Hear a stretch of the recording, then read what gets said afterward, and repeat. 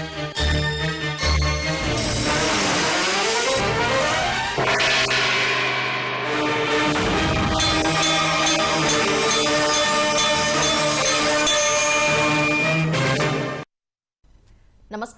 ఘంటారావానికి స్వాగతం. ముందుగా ప్రధాన అంశాలు. భైరవై సైరాంగ్ రైల్వే లైన్ ఇంజనీర్ల నైపుణ్యానికి నిదర్శనం. వాణిజ్యం, పర్యాటక వృద్ధికి తోడ్పడుతుందన్న ప్రధాని.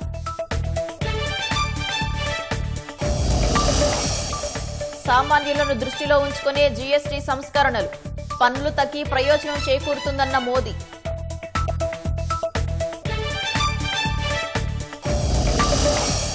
గుంటూరు జిల్లా కొత్తరెడ్డిపాలెంలో మెలియాయిడోసిస్ లక్షణాలు. ప్రబలుతున్న జ్వరాలు, వైద్య పరీక్షలు చేస్తున్న సిబ్బంది.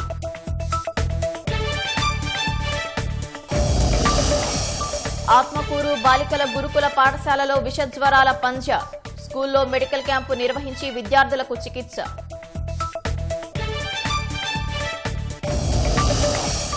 ప్రకాశం జిల్లా రేగలగడ్డలో దారుణం.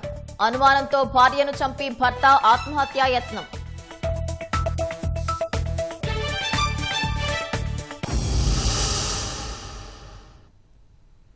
గుంటూరు జిల్లా తురకపాలెం మాదిరిగానే చేబ్రోలు మండలం కొత్తరెడ్డిపాలెంలోనూ ఓ వ్యక్తిలో మెలియాయిడోసిస్ అనుమానిత లక్షణాలు బయటపడటం కలకలం రేపింది. గ్రామంలో ఇటీవల 9 మంది జ్వరాల బారిన పడ్డారు. వారికి రక్త పరీక్షలు నిర్వహించగా 5గురికి పాజిటివ్ వచ్చింది. కొకై రకం బ్యాక్టీరియా ఆనవాళ్లు కనిపించాయి. కొత్తరెడ్డిపాలెం గ్రామానికి చెందిన చల్లా సీతారామిరెడ్డి జ్వరంతో గుంటూరులోని ఆసుపత్రిలో చికిత్స పొందుతూ ఇటీవలే మరణించారు. అదే సమయంలో అక్కడ తురకపాలెం బాధితులు కూడా చికిత్స పొందారు. అక్కడ వైద్య పరీక్షలు నిర్వహించడంతో కొత్తరెడ్డిపాలెం గ్రామానికి చెందిన సీతారామిరెడ్డికి మెలియాయిడోసిస్ విషయం వెలుగులోకి వచ్చింది. మరోవైపు చేబ్రోలుకు చెందిన ఆశా వర్కర్ సులోచన కూడా జ్వరం, ఉబ్బసం లక్షణాలతో నిన్ననే చనిపోయారు. ఆమె మృతిపైన అనుమానాలు వ్యక్తమవుతున్నాయి. సులోచనకు సంబంధించిన వైద్య పరీక్షల నివేదికల్ని కూడా అధికారులు పరిశీలిస్తున్నారు. వైద్యారోగ్య శాఖ మంత్రి సత్యకుమార్ సైతం తురకపాలెం తరహాలో కొత్తరెడ్డిపాలెంలోనూ వైద్య పరీక్షలు నిర్వహించాలని అధికారులను ఆదేశించారు. కొత్తరెడ్డిపాలెంలో పారిశుధ్యం అస్తవ్యస్తంగా మారడంతో బ్యాక్టీరియా సంబంధిత వ్యాధులు ప్రబలే అవకాశాలున్నాయి. అయితే కొత్తరెడ్డిపాలెంలో జ్వరాల పరిస్థితి ప్రస్తుతం అదుపులోనే ఉందని చేబ్రోలు వైద్యాధికారి స్పష్టం చేస్తున్నారు. కొత్తరెడ్డిపాలెంలో వాతావరణంలో వచ్చిన మార్పుల కారణంగానే జ్వరాలు వస్తున్నాయి తప్ప తురకపాలెం తరహాలో మెలియాయిడోసిస్ లక్షణాలు లేవని చెబుతున్నారు. ఈ హెవీ రెయిన్స్ వలన మా ఏరియాలో కొంచెం ఫీవర్ కేసెస్ బాగా ఎక్కువగా వచ్చినాయి. ఎక్కువ శాతము అప్పర్ రెస్పిరేటరీ ట్రాక్ట్ ఇన్ఫెక్షన్స్ కొన్ని వచ్చినాయి. తర్వాత ఈ కొత్తరెడ్డిపాలెంలో కొంచెం ఎక్కువగా ఫీవర్స్ ట్రేస్ అయినాయి. ఆ ఫీవర్స్కి మేము సర్వే చేసాము, బ్లడ్ కల్చర్ అవి తీసాము. ఆ బ్లడ్ కల్చర్లో పాజిటివ్ 9 కేసెస్కి, పెద్దవాళ్ళకి 9 కేసెస్కి బ్లడ్ కల్చర్ తీసాము. సస్పెక్టెడ్ అనుకొని తీసాము. అయితే ఆ కేసెస్లో 5 పాజిటివ్ వచ్చినాయి, 4 నెగిటివ్ వచ్చినాయి. ఆ 5లో కూడా ఇన్ఫెక్టెడ్ స్టెఫలోకోకై అనే ట్రేస్ అనే రిపోర్ట్ వచ్చింది. ఆ స్టెఫలోకోకై మన యాంటీబయాటిక్స్ ఇస్తే కంట్రోల్ అవుతుంది. ఒకటి సస్పెక్టెడ్ కేసు అని మాకు మా పై అధికారులు చెప్పడంతో, అంటే సి హాస్పిటల్లో ఏదో కేసు వచ్చింది అని సస్పెక్టెడ్ అని మాకు సర్వే చేసి కల్చర్స్ అన్ని తీయించారు. ఆ రిపోర్ట్లో మాత్రము ఈ కేసు పాజిటివ్గా మాకు ట్రేస్ అవ్వలేదు. ఫర్దర్ కంటిన్యూ చేస్తున్నాము సర్వే, ఒకటి ఫీవర్ సర్వే ప్లస్ ఏదన్నా సస్పెక్టెడ్గా అనిపించిన బ్లడ్ కల్చర్స్ తీస్తున్నాము. స్టిల్ కంటిన్యూ చేస్తున్నాము. మాకైతే ఫీవర్ అయితే కంట్రోల్లోనే ఉంది. కేసెస్ మాత్రం మైల్డ్గా వస్తున్నాయి ఇప్పుడు కూడా. నెల్లూరు జిల్లా ఆత్మకూరు మున్సిపాలిటీ పరిధిలోని బాలికల గురుకుల పాఠశాలలో విష జ్వరాలు పంజా విసురుతున్నాయి. సుమారు 40 మంది విద్యార్థులు జ్వరాల బారిన పడటంతో యంత్రాంగం అప్రమత్తమైంది. ఆర్డీఓ పావని ఆదేశాలతో మున్సిపల్, మెడికల్ అధికారులు పాఠశాలలో శానిటేషన్ చేసి మెడికల్ క్యాంపు ఏర్పాటు చేశారు. 20 మంది విద్యార్థులు జ్వరం, వాంతులతో బాధపడుతుండటంతో చికిత్స అందించి వారిని ఇళ్లకు పంపేశారు. మిగతా 20 మంది బాలికలకు స్వల్ప జ్వరం లక్షణాలు ఉండటంతో స్కూల్లోనే చికిత్స అందిస్తున్నారు. స్కూల్ పక్కనే డంపింగ్ యార్డ్ ఉండటం వల్ల దోమలు విపరీతంగా పెరిగిపోయి జ్వరాలు వస్తున్నాయని ప్రిన్సిపల్ తెలిపారు.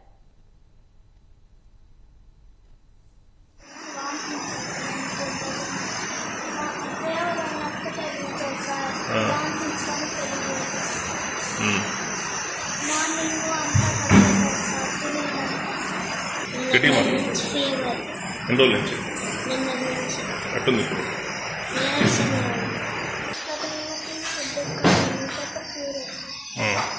ఫీవర్ ఎన్ని రోజుల నుంచి పొద్దున్న నుంచి ఎంతమందికి ఉందిట సార్ ఫీవర్ సార్ ఈరోజు నుంచి సార్ మార్నింగ్ సార్ ఇప్పుడు ఎలా ఉంది కొంచెం బాగానే ఉంది సార్ డాక్టర్లు వచ్చారా వచ్చి నర్సులు వచ్చారు సార్ బ్లడ్ టెస్ట్ చేశారు సార్ నేను చేసి బ్లడ్ ఎంతుందో చెప్పారు సార్ ఇక్కడ పిల్లలకి దాదాపు ఒక వారం రోజుల నుంచి ఫీవర్స్ ఎక్కువ సంఖ్యలో వస్తున్నాయి.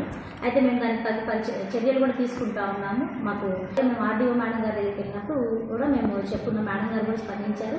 అలాగే మేము పిహెచ్సి డాక్టర్ అస్మా గారికి కూడా ఈ విషయం తెలియజేయడం అయింది. మేడం స్పందించి వెంటనే వచ్చి ఇప్పుడున్న పిల్లలందరికీ చెక్ చేసి ఆమె స్వయంగా చెక్ చేసి ట్యాబ్లెట్స్ ఇవ్వడం, కొంత ఈగల వల్ల మనకి ఇక్కడ ఉండే డంప్ యార్డ్ వల్ల కొన్ని ఈగలు ఎక్కువగా ఉండడము, లేదా సీజనల్ క్లైమేట్ చేంజింగ్స్ వల్ల వర్షాలు పడుతుండడం, ఈ ఉండే చుట్టుపక్కల ప్రాంతాల్లో కూడా కొన్ని గుంటలు, ఆ గుంటల్లో నీళ్ళు ఏర్పడడం కూడా మనకి ఇక్కడ చూస్తూ ఉన్నాము. దానికి కూడా మేడం గారు కొంచెం బ్లీచింగ్ ఆయిల్ స్ప్రే చేయించుకోమని చెప్పి వెళ్ళున్నారు. ఆ చర్యలు కూడా మేము తీసుకుంటా ఉన్నాము. పిల్లలు డార్మెటరీ వరకు మెషిన్లన్నీ కొట్టించేసి ఎటువంటి మస్కిటో బ్రీడింగ్ లేకుండా అయితే మేము చర్యలు తీసుకుంటా ఉన్నాము. అలా ఎక్కువ సంఖ్యలో ఫీవర్ వచ్చిన పిల్లల్ని మాత్రం 2 days మనం చూసుకొని మిగతా 3rd డేకి తగ్గకపోతే ఇంట్లోకి పంపిస్తున్నాం. లేదు 1 or 2 days ఫీవర్ కంట్రోల్ అయితే ఆ పిల్లలకి యాంటీబయాటిక్స్ ఇచ్చి మన దగ్గరే వాళ్ళని పెట్టుకుంటాం. తురకపాలెంలో అనారోగ్య మరణాల్ని కుల వివక్షగా చూపి గొడవలు రెచ్చగొట్టేందుకు మాజీ మంత్రి అప్పలరాజు యత్నిస్తున్నారని గుంటూరు జిల్లా జనసేన అధ్యక్షుడు గాదె వెంకటేశ్వరరావు ఆరోపించారు. గ్రామంలో అందరికీ ఒకటే ట్యాంకు నుంచి నీటి సరఫరా జరుగుతుంటే ఎస్సీ కాలనీపై వివక్షతో కుంటల నుంచి నీరిచ్చినట్లు చెప్పటం దారుణమన్నారు. వైసీపీ 5 ఏళ్ల పాలనలో పంచాయతీలను నాశనం చేసి ఇప్పుడు పంచాయతీరాజ్ శాఖ గురించి మాట్లాడటమేంటని ప్రశ్నించారు. వైసీపీ హయాంలో పంచాయతీలకు నిధులు ఇవ్వకపోవడంతో కనీసం బ్లీచింగ్ చల్లలేదని తురకపాలెం గ్రామ సర్పంచ్ సూర్యప్రకాష్ రావు విమర్శించారు. ఎంతగా తప్పుడు ప్రచారాలు చేస్తున్నారో వైఎస్ఆర్ పార్టీ వాళ్ళు, ఎంత హీనంగా దిగజారిపోయారో ఒకసారి ప్రజలందరూ కూడా తెలుసుకోండి. మీ చెప్పలేదు తెలుసుకో. నువ్వు నీ పార్టీలో నీ ప్రభుత్వం వచ్చిన తర్వాత నీ పార్టీ తరఫున గెలిచినటువంటి సర్పంచులు నీ నాయకుడు ఇంటి మీద దాడి చేయడానికి వస్తే ఇంటి చుట్టూత కంచె పెట్టుకుని ఎన్ని నెలలు కాపలా కాసుకున్నావో ఒకసారి గుర్తెరిగి సిగ్గు తెచ్చుకో. ఇవాళ నీ పరిసర ప్రాంతాల్లో ఉన్నటువంటి ప్రతి అడవి బిడ్డలకి కూడా రోడ్డు సౌకర్యం కల్పించాం. డోలీలు పక్కన పెట్టి అంబులెన్స్లో హాస్పిటల్కి వెళ్ళే విధంగా వాళ్ళు తీర్చిదిద్దితే నువ్వు వచ్చి ఇక్కడ కూర్చుని ఇక్కడ తురకపాలెంలో కూర్చుని పవన్ కళ్యాణ్ గురించి మాట్లాడతావా? కేవలం తురకపాలెన్ని ఒక ఇష్యూగా తీసుకుని వాళ్ళ వైఎస్ఆర్ పార్టీ లబ్ధి పొందాలని, దానికి మరీ దుర్మార్గంగా మరీ నీచంగా కులాల మధ్యన కుంపట్లు రాజేయాలని ఇక్కడ కలిసి బతుకుతున్నారు. అప్పలరాజు గుర్తుపెట్టుకో. కుల వివక్ష లేపినటువంటిది మీ నాయకుడు మీ ప్రభుత్వంలో జరిగింది తప్పితే మేము వచ్చిన తర్వాత అందరిని హక్కుని చేర్చుకుంటున్నాం. గత 4 సంవత్సరాల నుంచి మాకు బీచింగ్కి అని ఏనికి డబ్బులు లేవు. 14 ఫైనాన్స్ డబ్బులు రూపాయి రాలేదు కాక కేంద్రం నుంచి వచ్చిన డబ్బులు కూడా మాకు రూపాయి ఇవ్వలేదు. వాటికి మేము ఏం చేసామంటే పంచాయతీ నుంచే నిధులు వాడి ఎటకొట్ట గడుపుకుంటూ వచ్చాం. ట్యాంకీ కూడా ఒకటే ట్యాంకీ, 90,000 లీటర్ల ట్యాంకీ, పల్లెకి ఒకటి ఊరికి ఒకటి కాకుండా ఒక పూట పల్లెకి ఒక పూట ఊరికి అట్లా వదులుకుంటూ వచ్చేది తప్పితే మురిక్కుంట నీళ్లు వదలలేదు, ఎక్కడ నీళ్లు వదలలేదు. ఇవన్నీ కావాలని చెబుతున్నారు, మమ్మల్ని అందరినీ ఇబ్బంది పెడుతున్నారు. ప్రకాశం జిల్లా మర్రిపూడి మండలం రేగలగడ్డలో దారుణం జరిగింది. భార్యను హత్య చేసిన అనంతరం ఆత్మహత్యాయత్నం చేశాడు భర్త. మర్రిపూడి నారాయణ, జయమ్మ దంపతులు. వీరికి 3 కుమార్తెలు. వివాహం చేసి కుమార్తెలను అత్తారిళ్లకు పంపించారు. జయమ్మపై అనుమానం పెంచుకున్న భర్త నారాయణ ఆమెతో తరచూ గొడవ పడేవాడు. ఈ నేపథ్యంలో శుక్రవారం రాత్రి నారాయణ జయమ్మపై దాడి చేసి కత్తితో గొంతు కోశాడు. ఆమె మరణించిన తర్వాత తాను అదే కత్తితో గొంతు కోసుకుని ఆత్మహత్యాయత్నం చేశాడు. ఉదయం బంధువులు వచ్చి చూడగా ఇద్దరూ రక్తపు మడుగులో పడి ఉన్నారు. వెంటనే బంధువులు పోలీసులకు సమాచారం ఇచ్చారు. జయమ్మ అప్పటికే మృతి చెందగా నారాయణ కొన ఊపిరితో ఉన్నాడు. నారాయణను హుటాహుటిన కొండేపి ఆసుపత్రికి తరలించారు. పోలీసులు కేసు నమోదు చేసి దర్యాప్తు చేస్తున్నారు. శ్రీ సత్యసాయి జిల్లా తనకల్లు మండలం మరాలపల్లి వద్ద ఏర్పాటు చేయాల్సిన కార్ రేసు పనులు ఎక్కడ వేసిన గొంగళి అక్కడే అన్న చందంగా తయారయ్యాయి. 2018లో అప్పటి తెలుగుదేశం పార్టీ మరాలపల్లి వద్ద కార్ రేసు గోల్ఫ్ కోర్టులతో పాటు 7 దశల్లో వివిధ రకాల నిర్మాణాలు చేపట్టేందుకు 320 కోట్ల రూపాయల అంచనా వ్యయంతో 219 ఎకరాల భూమిని కేటాయించింది. స్థానికులకు ఉద్యోగ అవకాశాలు కల్పించాలన్న ఉద్దేశంతో భూమి కేటాయించింది. కార్ రేసు పనుల కాంట్రాక్టు దక్కించుకున్న నిధి మార్క్-1 మోటార్స్ సంస్థ ప్రాజెక్టు పనులు చేపట్టకపోవడంతో అలసత్వం ప్రదర్శిస్తోంది. 2020 నాటికి ట్రాక్ పనులు పూర్తి చేయాల్సి ఉన్న ట్రాక్ ఏర్పాటు పనులు నత్తనడకన సాగుతున్నాయి. ట్రాక్ తో పాటు హోటళ్లు, గోల్ఫ్ కోర్టులు, 34 ఎకరాల విస్తీర్ణంలో పార్కు రిసార్టులు, యుటిలిటీ డెవలప్మెంట్ విల్లాల నిర్మాణానికి ప్రణాళిక రూపొందించారు. గడువు పూర్తయిన పనుల్లో పురోగతి కనిపించలేదు. 2019లో అధికారంలోకి వచ్చిన వైసీపీ కార్ రేసు పనులకు సహకారాన్ని నిలిపివేయటమే పనుల పురోగతికి అవరోధంగా మారిందని నిధి మార్క్-1 మోటార్స్ సంస్థ అంటోంది. కార్ ట్రాక్ రేసు పనులను త్వరితగతిన పూర్తి చేసి స్థానికులకు ఉపాధి అవకాశాలు కల్పించాలని ఆదేశించినట్లు పర్యాటక శాఖ అధికారులు తెలిపారు. బ్యాంకు ఖాతాను ఇస్తే నగదు ఇస్తామని ఆశ చూపి మ్యూల్ ఖాతాలను తెరుస్తున్న సైబర్ ముఠా సభ్యులను విజయవాడ పోలీసులు అరెస్ట్ చేశారు. నిందితులు విజయవాడలో బ్యాంకు ఖాతాలు తెరిచి వాటి వివరాలను ఢిల్లీకి పంపుతున్నట్లు పోలీసులు గుర్తించారు. పరశురాం అనే వ్యక్తి ఒడిశాలో పరిచయమైన 2 వ్యక్తులతో కలిసి విజయవాడలో ఉంటున్నారు. అయితే బ్యాంకు ఖాతా తెరిచి ఇస్తే 2000 రూపాయల నగదు ఇస్తామని పరశురాంను నమ్మించారు. మోసం జరుగుతున్నట్లు పరశురాంకు అనుమానం రావడంతో టాస్క్ ఫోర్స్ పోలీసులను ఆశ్రయించాడు. ఒడిశాకు చెందిన 2 పోలీసులు అదుపులోకి తీసుకున్నారు. సామాన్య ప్రజల బ్యాంకు ఖాతాలను సైబర్ నేరాలకు వినియోగిస్తున్నట్లు విచారణలో తేలిందన్నారు. మ్యూల్ ఖాతాలు తెరిస్తే బాధితులే నిందితులుగా మారతారని, సైబర్ నేరాల పట్ల ప్రజలు అప్రమత్తంగా ఉండాలని పోలీసులు సూచించారు.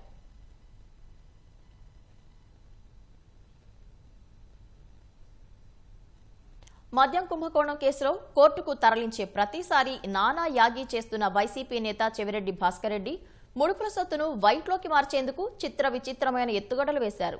డ్రైవర్లు, పీఏలు, అనుచరులు, సమీప బంధువులను డైరెక్టర్లుగా పెట్టి డొల్ల కంపెనీలు సృష్టించారు. తిరుచానూరు ఆలయ పూజారికి చెందిన 36 కోట్ల విలువైన భూములను చౌకగా కొట్టేశారు. విక్రయదారుకు 24 లక్షలు మాత్రమే చెల్లించి మిగతా సొమ్ము బినామీ సంస్థల్లోకి మళ్లించుకున్నట్లు సిట్ దర్యాప్తులో వెలుగులోకి వచ్చింది. డ్రైవర్ పేరిట ఓ కంపెనీ, పీఏ పేరుతో ఇంకోటి, ప్రధాన అనుచరులు, సమీప బంధువులు డైరెక్టర్లుగా మరోటి, ఇలా ఒకటో రెండో కాదు ఏకంగా 8 సంస్థల్ని మద్యం ముడుపుల సొమ్మును వైట్లోకి మార్చుకునేందుకు రిజిస్టర్ చేయించారు వైసీపీ నేత చెవిరెడ్డి భాస్కర్ రెడ్డి. ఒక్కో దాంట్లో 2 చొప్పున మొత్తం 16 మంది బినామీల్ని డైరెక్టర్లుగా పెట్టారు. అవన్నీ ఒకేసారి ఒకే చిరునామాతో ఏర్పాటయ్యాయి. ఈ డొల్ల కంపెనీలు బినామీ డైరెక్టర్లను అడ్డుపెట్టుకుని తిరుచానూరు ఆలయ ప్రధాన అర్చకుడికి చెందిన విలువైన స్థలాన్ని కారుచవకగా కొట్టేసినట్లు సిట్ దర్యాప్తులో తేలింది. తిరుచానూరు అమ్మవారి ఆలయ ప్రధాన అర్చకుడి భార్య రేణుక పేరిట తిరుచానూరులో ఒకే చోట 2 ఎకరాల 93 సెంట్ల భూమి ఉంది. దాని మార్కెట్ విలువ 35 నుంచి 36 కోట్లుగా ఉంది. తిరుపతి నగరానికి పక్కనే ఉన్న ఈ విలువైన భూమిపై కన్నేసిన చెవిరెడ్డి భాస్కర్ రెడ్డి దాన్ని 2,93 లక్షలకే తన పరం చేసుకున్నారు. ఒకే బిట్టుగా ఉన్న 2 ఎకరాల 93 సెంట్ల భూమిని తొలుత 73.25 సెంట్ల చొప్పున 4 భాగాలుగా విభజించారు. డాక్యుమెంట్ ధర ప్రకారం ఒక్కో భాగాన్ని 73,25,000కు సీఎంఆర్ ఇన్ఫ్రా పేరిట కొన్నారు. చెవిరెడ్డి భాస్కర్ రెడ్డి 2 కుమారుడు హర్షిత్ రెడ్డి ఆ సంస్థ తరపున ఆథరైజ్డ్ సిగ్నేటరీగా వ్యవహరించారు. డాక్యుమెంట్ ధర ప్రకారం చూసినా సరే మొత్తం 2,93 లక్షల రూపాయల్ని విక్రయదారైన రేణుకకివ్వాలి. కానీ ఒక్కో భాగానికి 6 లక్షల చొప్పున 4 భాగాలకు 24 లక్షలే ఆమెకు చెక్కు ద్వారా చెల్లించారు. అది కాకుండా ఒక్కో భాగానికి 67,25,000 చొప్పున 2,69 లక్షలు రేణుకకు చెల్లించాల్సింది. సరిగ్గా ఇక్కడే చెవిరెడ్డి టక్కుటమార విద్యలు ప్రదర్శించారు. తన బినామీల పేరిట ఏర్పాటు చేసిన డొల్ల కంపెనీల నుంచి రేణుక గతంలో రుణం తీసుకున్నట్లు రికార్డులు సృష్టించారు. తనకు చెల్లించాల్సిన మిగతా సొమ్మును ఆయా సంస్థలకు చెల్లించాలని రేణుక కోరినట్లు, తదనుగుణంగా ఆ సొమ్మును ఆ కంపెనీల డైరెక్టర్ల ఖాతాలో జమ చేసినట్లు విక్రయ డాక్యుమెంట్లలోనే రాయించేశారు.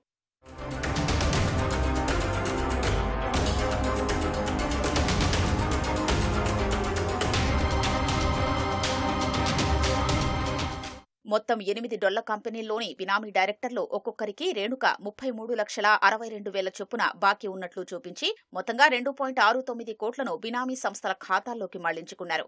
ఈ లావాదేవీలన్నీ ఒకే రోజు జరిపారు. చెవిరెడ్డి భాస్కర్ రెడ్డి స్వగ్రామం తుమ్మలగుంటలోని డోర్ నంబర్ 1-27, 1-34, 1-3/A చిరునామాలతో ఈ డొల్ల కంపెనీలన్నీ ఏర్పాటు చేశారు. 2021 ఏప్రిల్ 7, 12 తేదీల్లో వాటిని రిజిస్టర్ చేశారు. సిట్ అధికారులు ఇటీవల అక్కడకు వెళ్లి చూడగా అసలు అవి ఉనికిలోనే లేవు, కేవలం కాగితంపైనే ఉన్నాయి. ఆయా కంపెనీల్లో డైరెక్టర్లుగా ఉన్న వారంతా భాస్కర్ రెడ్డి డ్రైవర్లు, పిఏలు, కుటుంబ సభ్యులు, సమీప బంధువులేనని తేలింది. ఆ చిరునామాల్లోకి వెళ్లి తనిఖీలు చేయగా వారెవరూ అక్కడ్లేరు. ఫోన్లలో సంప్రదించేందుకు యత్నించగా అందరూ స్విచ్ ఆఫ్ చేసి పారిపోయారు. చెవిరెడ్డే వారందరినీ పంపించేశారని సిట్ అనుమానిస్తోంది. ఈ డొల్ల కంపెనీల్లో ఒకటైన నవీన్ ఇన్ఫ్రాకు చెవిరెడ్డి పిఏ నవీన్ కృష్ణ డైరెక్టర్గా ఉన్నారు. మద్యం కుంభకోణం కేసులో 36వ నిందితుడిగా ఉన్న నవీన్ కృష్ణ ప్రస్తుతం గుంటూరు జైల్లో రిమాండ్ ఖైదీగా ఉన్నారు. మద్యం ముడుపుల సొమ్మును హైదరాబాద్ నుంచి విజయవాడ, చిత్తూరు, తిరుపతికి తరలించడంలో నవీన్ కృష్ణ ప్రధాన పాత్ర పోషించారు.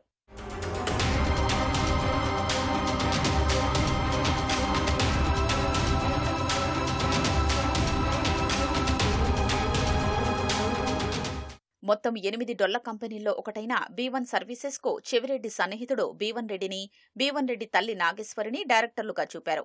చెవిరెడ్డి మేనల్లుడు కుర్రా మునిశంకర్ రెడ్డి, మామ ఏ జస్వంత్ పేరుతో కుర్రా డైరీ సర్వీసెస్ ఏర్పాటు చేశారు.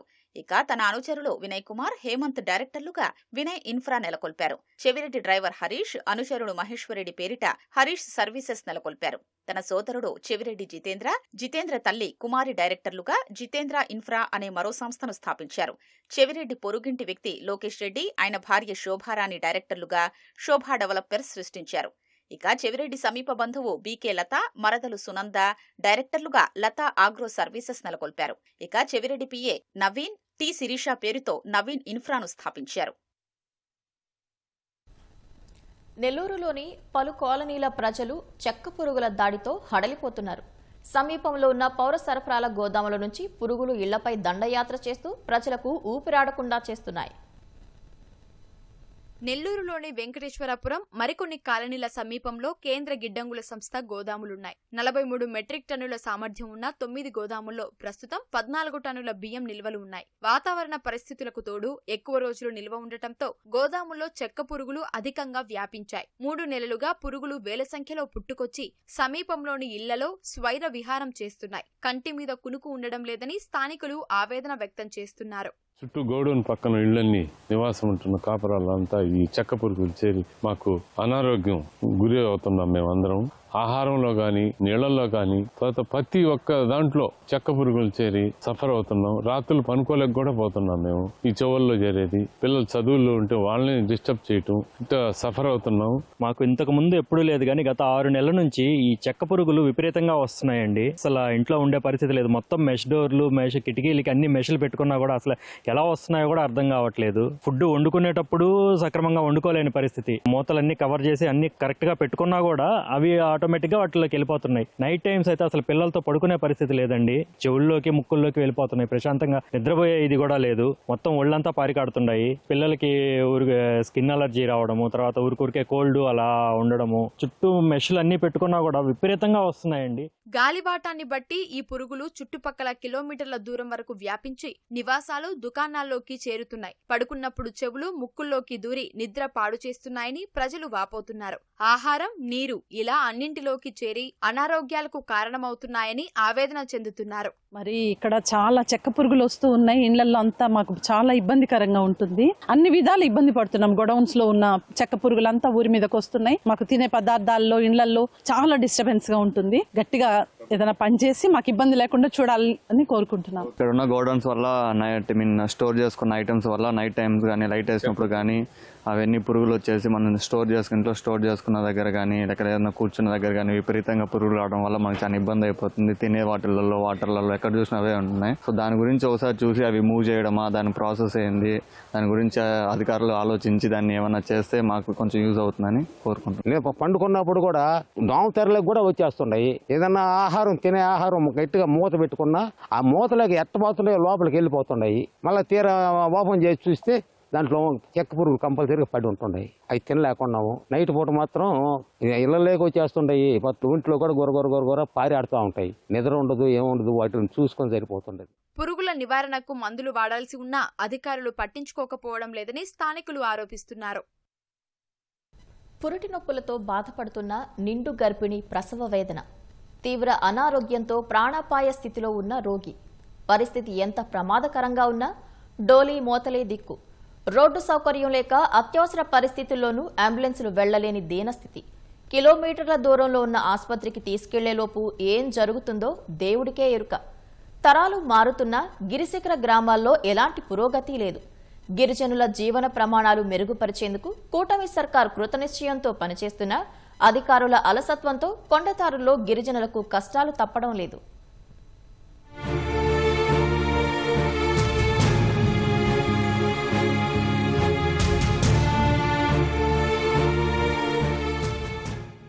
ఎన్నాళ్ళీ వెనకబాటు, మా బతుకులింతేనా, ఇక మారవా అన్న గిరిజనుల ఆర్తనాదాలు అరణ్య రోదనగానే మిగిలిపోతున్నాయనేందుకు ఈ దృశ్యాలే నిదర్శనం. స్వాతంత్ర్యం వచ్చి 79 దాటినా రోడ్డులాంటి కనీస వసతులకు నోచుకోకపోవడం పాలకుల నిర్లక్ష్యానికి నిలువుటద్దంలా నిలుస్తోంది. గిరిబిడ్డల స్థితిగతులను సమూలంగా మార్చేందుకు కూటమి ప్రభుత్వం చిత్తశుద్దితో పనిచేస్తున్నా క్షేత్రస్థాయిలో అధికారుల అలసత్వంతో మన్యం బిడ్డలకు ఆ ఫలాలు అందడం లేదు. విజయనగరం జిల్లా శృంగవరపుకోట, వేపాడ, బొబ్బిలి మండలాల్లో శతాబ్దాలుగా రోడ్లకు నోచుకొని గిరిశిఖర గ్రామాలు ఎన్నో ఉన్నాయి. దారి కష్టాల నుంచి మోక్షం కల్పించేందుకు నడుం బిగించారు. తొలి విడతగా 4 గిరిజన గ్రామాలను ఎంపిక చేశారు. వీటిలో ఎస్కోట మండలం, పల్లపు దుంగాడ, చిట్టంపాడు, రేగపుణ్యగిరి, వేపాడ మండలం మారిక రహదారులకు చోటు కల్పించారు. పల్లపు దుంగాడ రహదారి నిర్మాణానికి 5 కోట్లు మంజూరు చేశారు.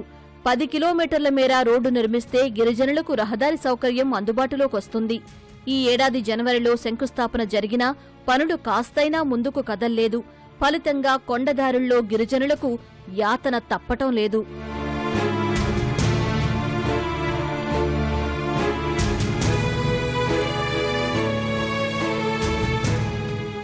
బొడ్డవర పంచాయతీ, చిట్టంపాడు పంచాయతీలోని 9 గిరిజన గ్రామాల్లోనూ ఇదే దుస్థితి. 11 కోట్ల రూపాయల నిధులు కేటాయించినా అధికారుల నుంచి అనుమతులు రాక వాటికి మోక్షం కలగలేదు. అడవి తల్లి బాట అంటూ డిప్యూటీ సీఎం పవన్ ప్రత్యేక చొరవ చూపుతున్నా లోటు తీరడం లేదు. మరోవైపు పీఎం గ్రామీణ సడక్ యోజన కింద వేపాడ మండలం మారికకు 5 కోట్లు మంజూరైనా నేటికి పనులు పూర్తికాక దారి కష్టాలు షరా మామూలైపోయాయి. దబ్బగుంట నుంచి పల్లపుదుంగడ వెళ్ళడం అయితే చాలా ఎక్కువ టైం పడుతుంది. ఇప్పుడు బాగాలేనప్పుడు పేషెంట్ వాళ్ళకి తినడానికి అయితే గొప్ప ఇబ్బంది పడుతున్నాం.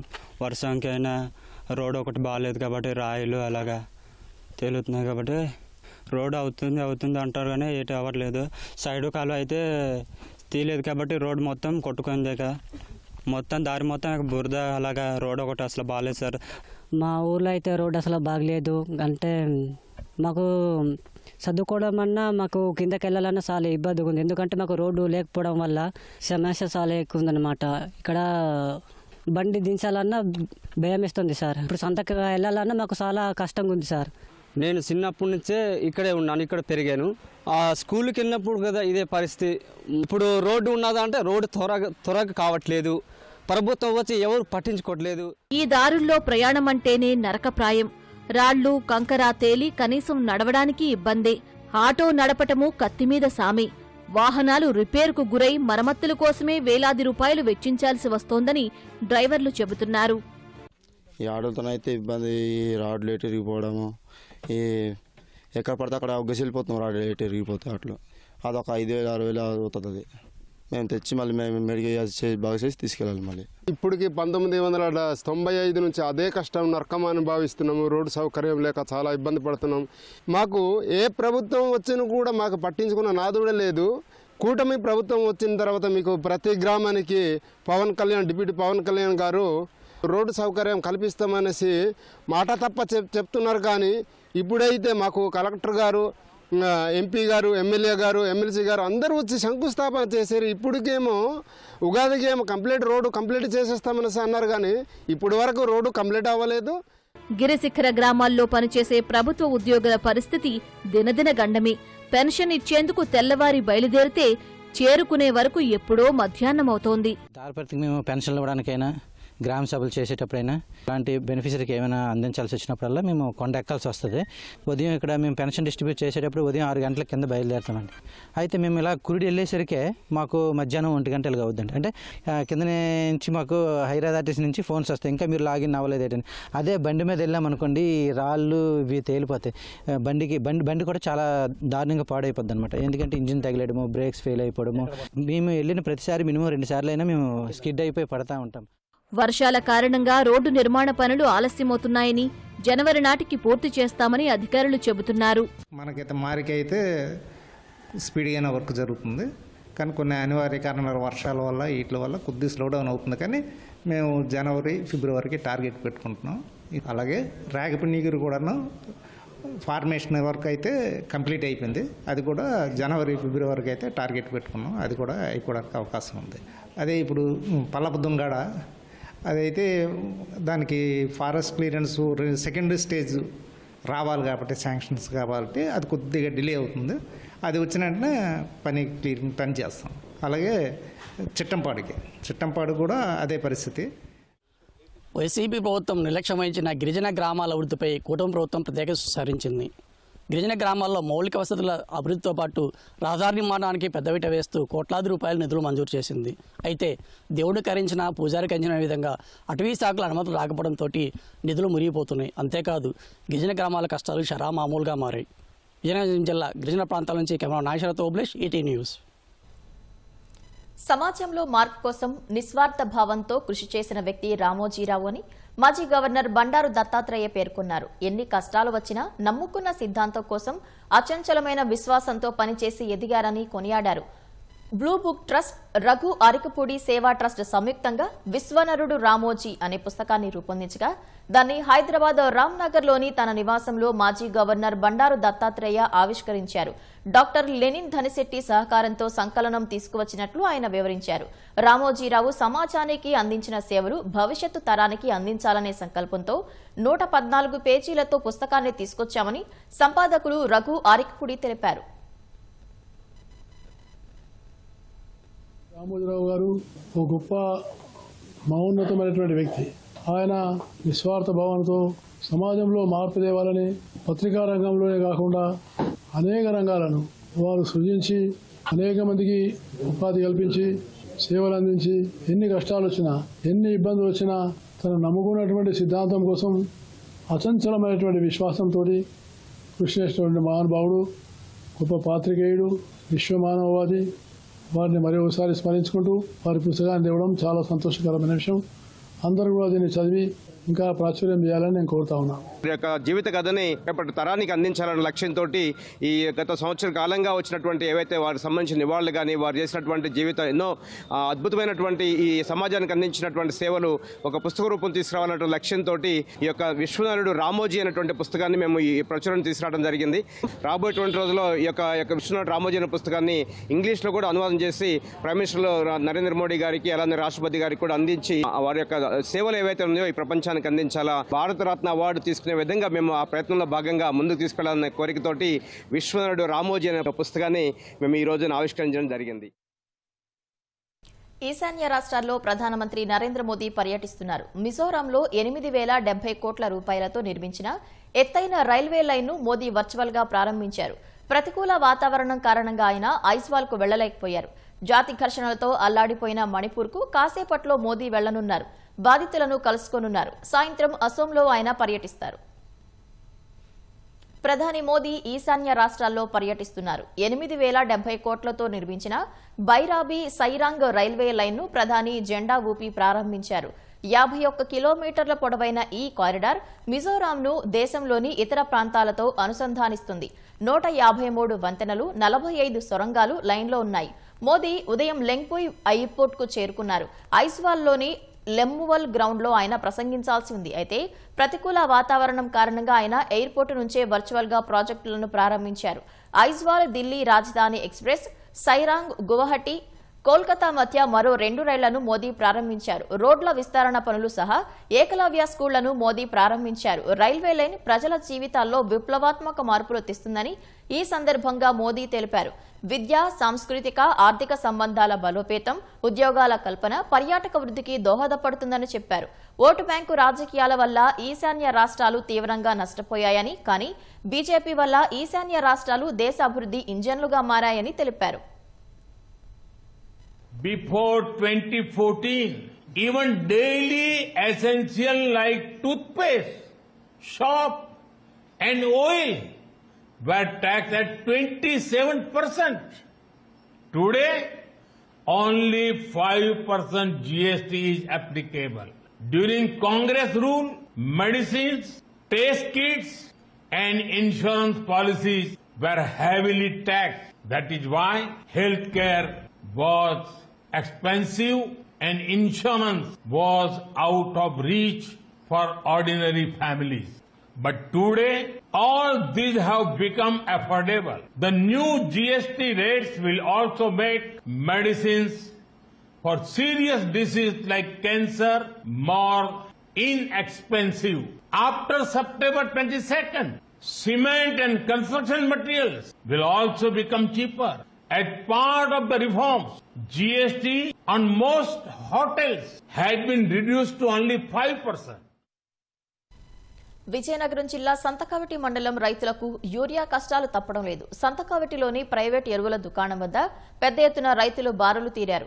ఉదయం 5 గంటల నుంచి పడిగాపులు కాస్తున్నారు. అధిక సంఖ్యలో రైతులు రావడంతో గందరగోళం నెలకొంది. యూరియా కోసం మండు టెండల్లో గంటల కొద్దీ నిరీక్షించాల్సిన దుస్థితి వచ్చిందని రైతులు వాపోయారు. 5 నుంచి 10 ఎకరాలు ఉన్న వారికి కూడా ఒక్కో యూరియా బస్తా ఇస్తే ఎలా అని ఆవేదన వ్యక్తం చేశారు. యూరియా సకాలంలో అందించకపోతే ఎలా పండించాలని ప్రశ్నించారు. రైతులకు సరిపడా యూరియాను ప్రభుత్వం సరఫరా చేయాలని విజ్ఞప్తి చేశారు.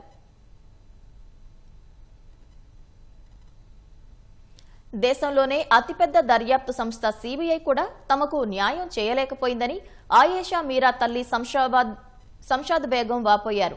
సత్యంబాబుపై అభియోగాలు మోపుతూ సిబిఐ వేసిన పిటిషన్పై అభిప్రాయం చెప్పాలని కోర్టు ఇచ్చిన నోటీసులను తిరస్కరించినట్లు తెలిపారు. 18 ఏళ్లుగా న్యాయం కోసం పోరాడుతున్న విచారణలో తీవ్ర జాప్యం జరుగుతోందన్నారు.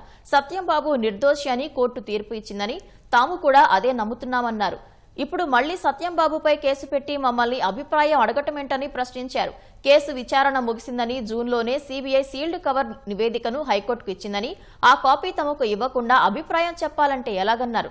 మత సాంప్రదాయాలను పక్కన పెట్టి ఆయేషా మీరా రీపోస్ట్ మార్టంకు సహకరించామని ఆవేదన వెలుబుచ్చారు. న్యాయం చేయాలని డిమాండ్ చేశారు. జూన్ 20వ తేదీన సిబిఐ వాళ్ళు కేసు ముగిసింది అని చెప్పి సీల్డ్ కవర్లో హైకోర్టుకి అని సిబిఐ కోర్టుకి ఇచ్చారండి. అయితే ముగిసిన తర్వాత 3 months అయిపోయింది, ముగిసి కూడా 3 months తర్వాత ఒక నోటీస్ పంపించి ఆ నోటీస్లో ఫలానా వ్యక్తి ఉన్నారు, ఆ సెక్షన్స్ ప్రకారంగా మేము పెడుతున్నాము, మీకేమైనా అభ్యంతరం ఉంటే తెలియజేయండి అన్నారు. మాకు అసలు మొదటి నుంచి అభ్యంతరం ఉంటూనే ఉంది. అయినా ఆ సీల్డ్ కవర్లు యాక్చువల్గా లా ప్రకారంగా హైకోర్టుకి సిబిఐ కోర్టుకి ఇచ్చిన తర్వాత యాజ్ ఏ పేరెంట్స్గా బాధితులుగా మాకొక కవర్ ఇవ్వాలి. మరి మాకేం ఇవ్వకుండా 3 months తర్వాత ఫలానా వ్యక్తిని పెడుతున్నా, మీకు అభ్యంతరం ఉందా అని అడుగుతారు. అసలు దానికి అర్థమేముందా అండి? సిబిఐ అంటే చాలా లోతుగా వెళ్ళి కేసుని దర్యాప్తు చేయాలి. ఎవరైతే మా పాప కేసులో ఉన్నారో వాళ్ళ వైపు నుంచి దర్యాప్తు జరగటం లేదు, వాడి చుట్టే తిప్పుతున్నారు కేసు మొత్తాన్ని కూడా. ఇప్పుడు ధర్మం, న్యాయం రెండు కూడా వీళ్ళనే కాపాడుతుంది నేరస్తుల్ని. మన చట్టాల్లో ఇలాంటి లొసుకులు ఉన్నాయి. వీటిని ఎప్పుడు సవరిస్తారండి? ఎలా చేస్తారు? బాధితులకు ఎప్పుడు న్యాయం చేస్తారండి? గవర్నమెంట్ కూడా స్పందించాలి దీని మీద. హైదరాబాద్ కూకట్పల్లి స్వాన్ లేక్ అపార్ట్మెంట్లో కలకలం రేపిన గృహిణి రేణు అగర్వాల్ హత్య కేసును పోలీసులు ఛేదించారు. ముమ్మరంగా దర్యాప్తు చేసిన పోలీసులు హంతకులను జార్ఖండ్లో పట్టుకున్నారు. కోల్కతాకు చెందిన రాకేష్, రేణు అగర్వాల్ దంపతుల వద్ద పని మనిషిగా చేరిన హర్ష, అతని స్నేహితుడు రోషన్తో కలిసి పక్కా ప్రణాళికతోనే యజమాని రేణు అగర్వాల్ను దారుణంగా హత్య చేశారు. అనంతరం అదే ఇంట్లో స్నానం చేసి దుస్తులు మార్చుకుని యజమాని ద్విచక్ర వాహనంపైనే పారిపోయారు. ఈ కేసును సవాల్గా తీసుకున్న పోలీసులు సీసీ కెమెరాల ద్వారా జల్లెడ పట్టారు. 5 బృందాలుగా ఏర్పడి ముమ్మరంగా దర్యాప్తు చేశారు. నిందితులు జార్ఖండ్కు పారిపోయారన్న సమాచారంతో పోలీసులు అక్కడకు వెళ్లి హంతకులను పట్టుకున్నారు. నిందితులను హైదరాబాద్ తీసుకొస్తున్నారు. వివాహేతర సంబంధానికి అడ్డొస్తుందని కన్న కుమార్తెనే కడతేర్చింది ఓ తల్లి. ఈ అమానవీయ ఘటన తెలంగాణలోని మెదక్ జిల్లా శివంపేట మండలం శభాష్పల్లిలో ఆలస్యంగా వెలుగు చూసింది. శభాష్పల్లి గ్రామానికి చెందిన మమతకు సిద్దిపేట జిల్లా వడ్డేపల్లికి చెందిన భాస్కర్తో వివాహం జరిగింది. వీరికి 5 ఏళ్ల కుమారుడు శరణ్, 3 ఏళ్ల కుమార్తె తనుశ్రీ ఉన్నారు. అత్తింట్లో తగాదాలతో మమత పుంటింటికి వచ్చింది. ఈ క్రమంలో అదే గ్రామానికి చెందిన షేక్ ఫయాజ్తో మమత వివాహేతర సంబంధం పెట్టుకుంది. ఫయాజ్తో కలిసి వెళ్లిపోయింది. మమత తల్లిదండ్రులు మే 27న పోలీసులకు ఫిర్యాదు చేశారు. విచారణ చేపట్టిన పోలీసులు ఇద్దరు గుంటూరులో ఉన్నట్లు గుర్తించి అదుపులోకి తీసుకుని విచారించారు. కుమార్తెను జూన్ 7న చంపి గ్రామ శివారులో పూడ్చిపెట్టినట్లు మమత నేరం అంగీకరించిందని తూప్రాన డీఎస్పీ నరేందర్ గౌడ్ తెలిపారు. జేసీబీ సాయంతో పాప కళేబరాన్ని వెలికితీశామని వివరించారు. మే నెలలో కూతురు మమత, ఆమె కూతురు అంటే మనవరాలు ఇద్దరు కూడా మిస్సింగ్ అయినరు అని చెప్పేసి మిస్సింగ్ కంప్లైంట్ ఇవ్వడం జరిగింది. సో ఇందులో భాగంగా మాకేంటంటే గుంటూరు నర్సరావుపేట ఆ ఏరియాలో ఉన్నారని చెప్పేసి మాకు సాంకేతిక ఆధారాలతోటి మాకు తెలవడంతో మేము వాళ్ళను ట్రేస్ చేసి తీసుకొని వచ్చినాము. వాళ్ళు ఇద్దరు ఫయాజ్ తర్వాత ఎవరైతే మమత ఇద్దరు ఉన్నారో ఆపలేదు. అనుమానంతో వాళ్ళ మేము చాలా సుదీర్ఘంగా వాళ్ళను ఇంటరాగేట్ చేయడం జరిగింది. ఆమెకు అడ్డు ఉందని చెప్పేసి, అమ్మాయి జ్వరంతో ఉండడంతో అడ్డు ఉందని చెప్పేసి గత జూన్ 7th నాడు 7వ తారీఖు నాడు ఇక్కడికి పాపతో పాటు వస్తూ ఆమెను హత్య చేసినారు. తర్వాత గొంతు నులిమి హత్య చేసి ఇక్కడనే శభాష్పల్లి ఈ ఏదైతే పొలాల్లో ఈ వాడుక పక్కన ఒక గుంత తీసి దాంట్లో పూడ్చడం జరిగిందని చెప్పడంతో ఇవాళ మేము మొత్తం పోలీస్ టీమ్స్ ఇవాళ దీన్ని శవాన్ని మేము వెలికి తీయడం జరిగింది. మావోయిస్టు సుజాతక్క లొంగుబాటుకు సంబంధించి తెలంగాణ హైదరాబాద్ లో డీజీపీ జితేందర్ మాట్లాడుతున్నారు. ప్రత్యక్ష ప్రసారం ద్వారా చూద్దాం. Comprehensive rehabilitation policy. So she will get 25 lakhs reward amount, which is on her. It will be handed over to her, and whatever other benefits which are available to all the surrendered cadres. You all know that for last so many years, Telangana government has shown commitment to show the right path to all the cadres who are underground. We have always maintained that they all should join mainstream and live a good life. Especially now, you all know Telangana is rising. We are food surplus state. We are having best of the per capita income in the state. So state is developing very fast. So it is high time now all these people who are underground, they should come out. We have a comprehensive rehabilitation policy. They should take benefit of this policy and lead a normal life.